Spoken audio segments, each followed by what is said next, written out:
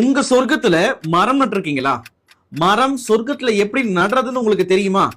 நேரடியா நான் கண்ணுல பார்த்த ஒரு விஷயம் சொல்றேன். சில வருடங்களுக்கு முன்னாடி ஒரு சின்ன பையன் பள்ளிவாசல்ல யாருமே இல்ல, முதல் சஃப்ல உட்கார்ந்து திக்ர் செஞ்சு கொண்டிருக்கிறான்.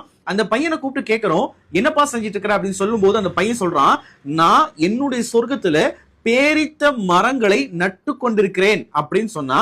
கேட்டதுமே ரொம்ப ஆச்சரியமா போயிடுச்சு.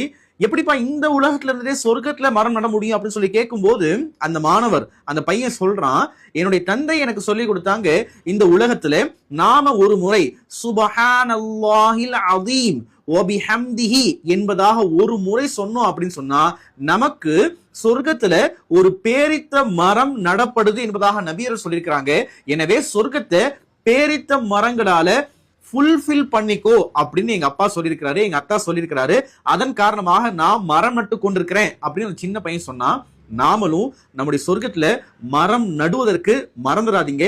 இன்னும் யார் யாரெல்லாம் அவங்க சொர்க்கத்துல மரங்களை நட வைக்கணும் நீங்க நினைக்கிறீங்களோ அவங்களுக்கும் இந்த வீடியோவை அனுப்பி விடுங்க.